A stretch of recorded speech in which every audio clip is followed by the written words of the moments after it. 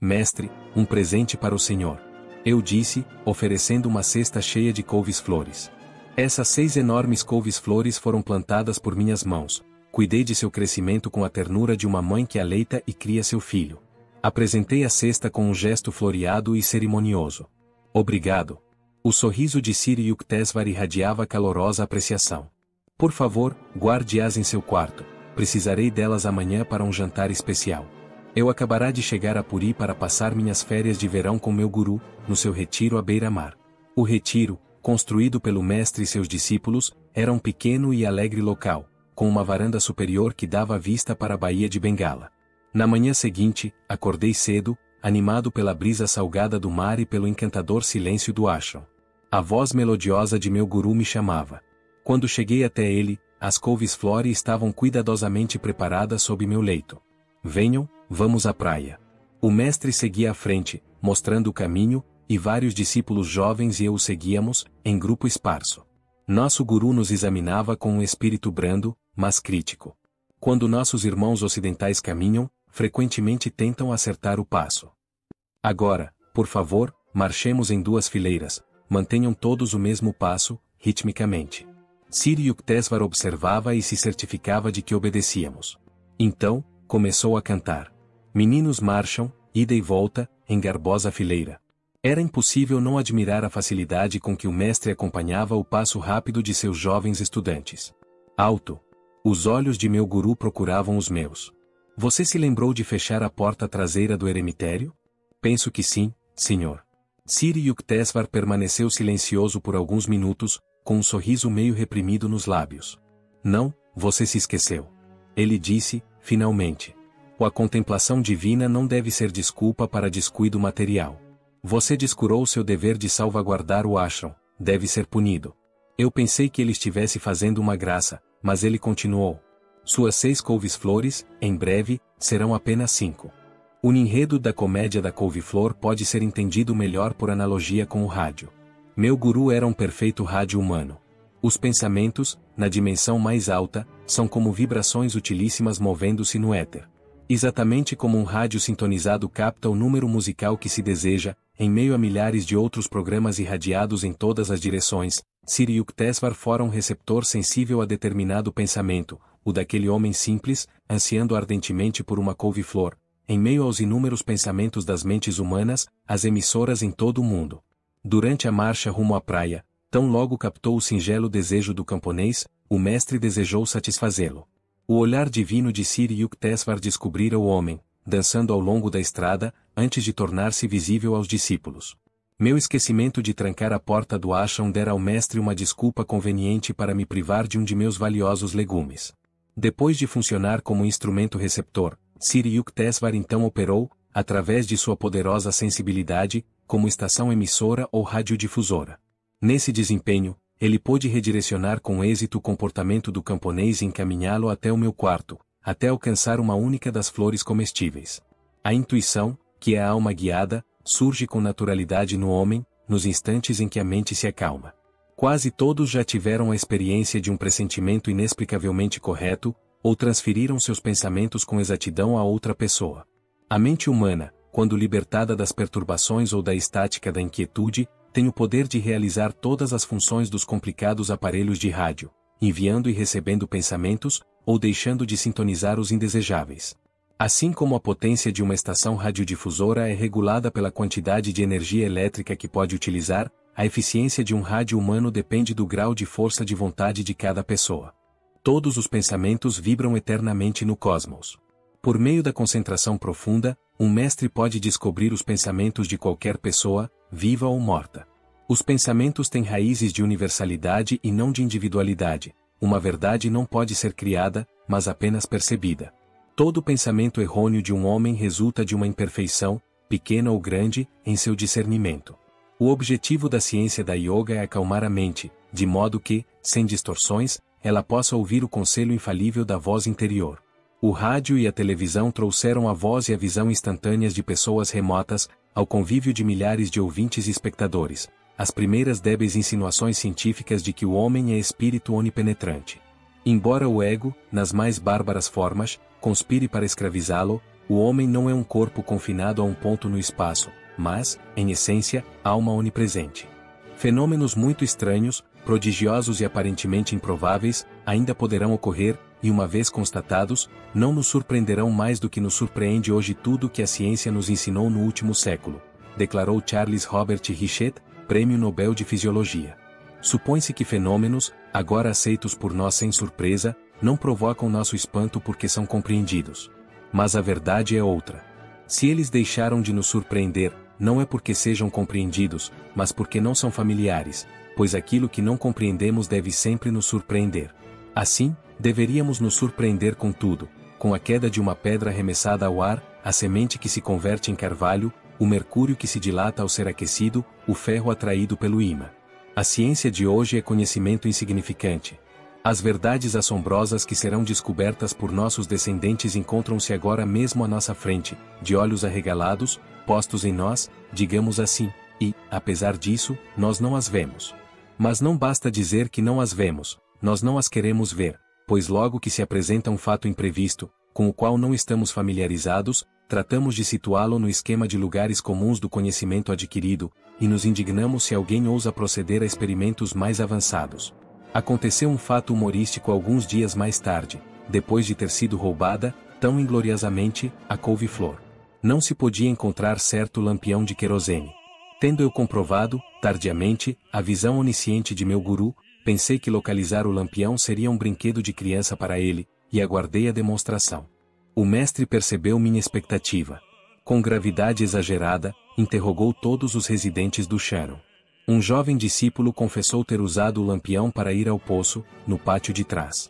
Sir Yukteswar deu este conselho solene. Procure o lampião perto do poço. Corri até o poço, mas do lampião, nada. Com a cristaca caída, regressei ao meu guru. Agora, ele sorria gostosamente, sem remorsos de me haver causado decepção. Que lástima que eu não pudesse guiá-lo até a lâmpada desaparecida. Não sou adivinho, piscando de leve, acrescentou, nem mesmo sou um Sherlock Holmes satisfatório. Compreendi que o mestre jamais exibiria seus poderes quando desafiado, nem recorreria a eles para qualquer trivialidade. Semanas prazenteiras decorreram. Sir Yukteswar planejava uma procissão religiosa. Pediu-me que guiasse os discípulos através da cidade e pela praia de Puri. O dia festivo, solstício de verão, amanheceu com intenso calor. Guruji, como posso conduzir os estudantes descalços sobre as areias ardentes? Perguntei. Vou contar-lhe um segredo, respondeu o mestre. O Senhor enviará um guarda-sol de nuvens, e todos caminharão sem desconforto. Organizei alegremente a procissão. Nosso grupo partiu do Sharon com uma bandeira Satsanga, desenhada por Sir Yukteswar, ostentando o símbolo do olho único, o olho telescópico da intuição. Assim que deixamos o eremitério, o céu se tornou nuvens como se fosse por mágica. Um chuvisco, provocando exclamações espantadas de todos os lados, veio refrescar as ruas da cidade e a praia escaldante. Os pingos suaves, como tentos tombaram, refrescaram as 2 horas do desfile. No momento exato em que nosso grupo reentrava no Sharon, nuvens e chuvas desapareceram sem deixar traço. Vê como Deus se apercebe de nós, replicou o mestre depois que lhe expressei meu agradecimento. O Senhor responde a todos e trabalha por todos. Ele mandou a chuva a meu pedido, e assim também realiza qualquer desejo sincero de devoção. Raramente os homens percebem com que frequência ele presta atenção às suas preces.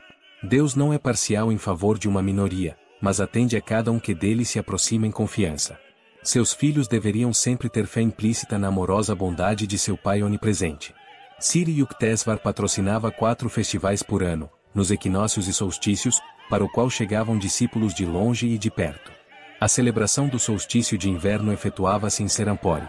O primeiro a que compareci deixou-me uma bênção permanente. As festividades principiavam de manhã com uma procissão descalça pelas ruas.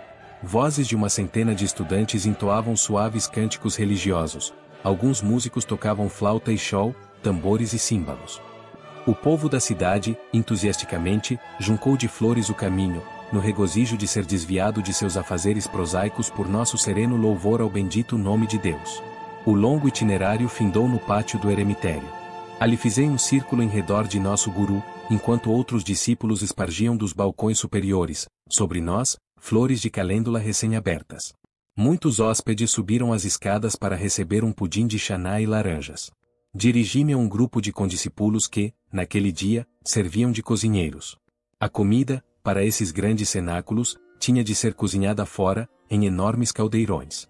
Improvisados fornos de tijolos, onde se queimava lenha, produziam fumaça, provocando lágrimas. Nós, porém, ríamos de gozo ao fazer nosso trabalho. Os festivais religiosos na Índia nunca são considerados um aborrecimento. Cada um dos devotos faz sua parte com satisfação, fornecendo dinheiro, ou arroz, vegetais, ou seus próprios serviços. O mestre logo esteve entre nós, supervisionando os detalhes da festa. Ocupado a todo momento, ele mantinha-se o ritmo mais jovem e ativo de seus estudantes. Um Sankirtan, canto em grupo, com o acompanhamento de harmônio e tambores percutidos à mão, continuava a andar superior. Sri Yukteswar escutava com disposição apreciativa. Seu ouvido musical era de uma afinação perfeita. Estão fora de tom. O mestre afastou-se dos cozinheiros e reuniu-se aos músicos. A melodia fez-se ouvir de novo, mas desta vez corretamente apresentada. O Sama Veda contém os mais antigos escritos do mundo sobre ciência musical. Na Índia, consideram-se música, pintura e drama como artes divinas. Brahma, Vishnu e Shiva, a trindade eterna, foram os primeiros músicos. Shiva, em seu aspecto de Natarja, o bailarino cósmico, é representado nas escrituras como aquele que deu origem às infinitas variações de ritmos nos processos de criação, preservação e destruição universais, enquanto Brahma e Vishnu marcavam o compasso. Brahma ao tinir de seus símbolos e Vishnu ao fazer soar o sagrado mridanga, ou tambor. Sarasvati, a deusa da sabedoria, é simbolizada dedilhando a Vina, mãe de todos os instrumentos de corda. Krishna, uma encarnação de Vishnu, mostra-se na arte hindu sempre com uma flauta, na qual toca a arrebatadora canção que chama de volta a seu verdadeiro lar a alma humana errante no mundo de Maya ou ilusão. As pedras fundamentais da música hindu são as ragas ou modos, escalas melódicas fixas. As 6 ragas básicas ramificam-se em 126 derivadas, rajas, esposas, e putras, filhos. Cada raga tem um mínimo de 5 notas, uma nota principal, Vdi ou rei, uma secundária, Samadhi ou primeiro-ministro, as auxiliares, Anavdi ou servidores, e uma dissonante, Vivi, o inimigo. Cada uma das 6 ragas básicas tem correspondência natural com determinada hora do dia, estação do ano e uma divindade que, presidindo-a, lhe concede certo poder particular. Assim, a primeira, Indolé Raga, é ouvida somente de madrugada, na primavera, para evocar no verão o amor universal. A segunda, Deepaka Raga, é tocada à tarde, o dia para despertar piedade. A terceira, Mega Raga, ouve-se ao meio-dia, estação das chuvas, a fim de criar coragem. A quarta, Bhairava Raga, toca-se nas manhãs de agosto, setembro e outubro, para alcançar tranquilidade. A quinta, Siri Raga, é reservada aos crepúsculos de outono, para atingir amor puro. A sexta, Malkunsa Raga, vibrando. À meia-noite, no inverno, faz o ouvinte valoroso. Os Rishis da antiguidade descobriram essas leis de aliança sonora entre a natureza e o homem. Sendo a natureza uma objetivação de A1, o som primordial ou verbo vibratório, o homem pode obter controle sobre todas as manifestações naturais através do uso de certos mantras ou cantos.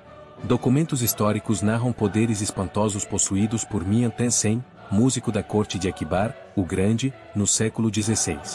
Recebendo ordem do imperador para cantar uma raga noturna, enquanto o sol dardejava sobre suas cabeças, Tenzin entoou um mantra que instantaneamente mergulhou em trevas todos os recintos do palácio. A música hindu divide a oitava em 22 srutis, ou quartos de tom.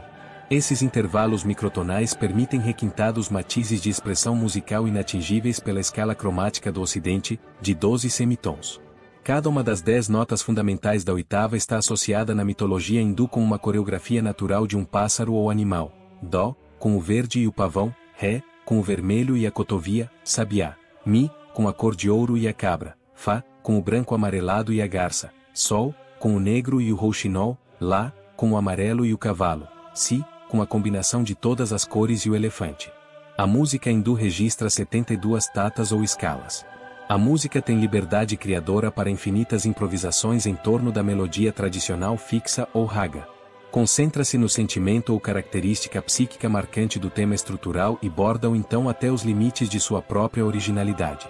A música hindu não lê notas estabelecidas. Cada vez que toca, reveste de novo o esqueleto nu da raga, limitando-se frequentemente a uma única sequência melódica, acentuando pela repetição todas as suas sutis variações microtonais e rítmicas. Bach, entre os compositores ocidentais, compreendeu o encanto e o poder do som repetitivo, ligeiramente diferenciado em uma centena de variações complexas. A literatura sânscrita descreve 120 talas ou medidas de tempo. Disse que o fundador tradicional da música hindu, Bharata, isolou 32 espécies de tala no canto de uma cotovia. A origem de tala ou ritmo tem sua raiz nos movimentos humanos, os dos tempos do caminhar, os 3 tempos da respiração durante o sono, quando o inalar tem dura 2 vezes a duração do exalar. A Índia sempre reconheceu na voz humana o mais perfeito instrumento de som. A música hindu, por isso, restringe-se quase toda ao registro vocal de 3 oitavas. Pelo mesmo motivo, a melodia, relação de notas sucessivas, é mais realçada do que a harmonia, relação de notas simultâneas. A música hindu é uma arte subjetiva, espiritual, individualista, cujo fim não é o brilho sonoro, mas a harmonia pessoal com a alma cósmica. Todos os cantos famosos da Índia foram compostos por devotos da divindade. A palavra sânscrita para músico é Bhagavatar, aquele que a Deus canta louvores. Os sankirtans, ou reuniões musicais, são uma forma efetiva de yoga ou disciplina espiritual, necessitando de concentração intensa, absorção no âmago do pensamento e do som. Sendo o próprio homem uma expressão do verbo criador, o som exerce sobre ele efeito potente e imediato. A grande música religiosa do Oriente e do Ocidente confere alegria ao homem porque causa um temporário despertar vibratório de seus centros ocultos na espinha. Nestes beatíficos momentos, reacende-se uma apagada memória de sua origem divina. No dia do festival, o Sankirtan, ressoando desde a sala de reuniões de Sri Yukteswar no andar superior, inspirava os cozinheiros entre as panelas fumegantes. Meus condiscípulos e eu cantávamos alegremente os estribilhos e marcávamos o compasso, batendo palmas. Ao pôr do sol, havíamos servido centenas de nossos visitantes com quichuri, arroz e lentilhas, caril de vegetais e pudim de arroz. Estendemos cobertores de algodão no pátio. Em breve, a assistência sentava de pernas cruzadas sob a abóbada de estrelas, em quietude, atenta à sabedoria que fluía dos lábios de Sri Yukteswar. Seus discursos públicos davam ênfase ao valor de Kriya Yoga, e a uma vida de autorrespeito, calma, determinação, dieta simples e exercício regular. Um grupo de discípulos muito jovens cantou alguns hinos sagrados. A reunião terminou com um fervoroso Sankirta. Das 10 horas à meia-noite, os residentes do ashram lavaram panelas e caçarolas, e limparam o pátio. Meu guru chamou-me a seu lado. Estou satisfeito com seus serviços, prestados alegremente, hoje e durante os preparativos da semana que passou. Quero que fique comigo, esta noite, pode dormir em minha cama. Este era um privilégio que nunca pensei desfrutar. Sentamos um pouco, em divina tranquilidade. 10 minutos depois de termos deitado para dormir, meu mestre levantou-se e começou a se vestir. O que sucede, senhor? A alegria de dormir ao lado de meu guru tingiu-se repentinamente de irrealidade. Penso que alguns estudantes, havendo perdido os trens de baldeação, logo chegarão aqui. Vamos preparar alguma comida. Guruji, ninguém virá a 1 hora da madrugada. Fique no leito, você trabalhou arduamente. Mas eu vou cozinhar. Em virtude do tom resoluto de Sri Yukteswar, saltei da cama e o segui à pequena cozinha adjacente à sacada do andar superior, Deus o diário. Arroz e dal logo estavam fervendo. Meu guru sorriu afetuosamente. Esta noite você venceu a fadiga e o medo ao trabalho duro, nunca mais o incomodarão no futuro. Enquanto ele pronunciava estas palavras de bênção para minha vida inteira, ouviram-se passos no pátio. Corriam escadas abaixo e entraram um grupo de estudantes. Querido irmão, disse um homem, com que relutância viemos perturbar o mestre a esta hora. Cometemos um erro quanto aos horários de trem, mas sentimos que não era possível voltar para casa sem ter contemplado nosso guru. Ele está à sua espera e até lhes prepara, neste momento, uma refeição. Ouviu-se a voz de Sri Yukteswar. Sejam bem-vindos. Conduzi os espantados visitantes à cozinha. O mestre voltou-se para mim, piscando o olho. Agora que você obteve as necessárias comprovações, sem dúvida está satisfeito de que nossos hóspedes tenham perdido o trem. Meia hora mais tarde, eu o acompanhei a seu dormitório, anteguzando a aventura e a honra de dormir ao lado de um guru semelhante a Deus.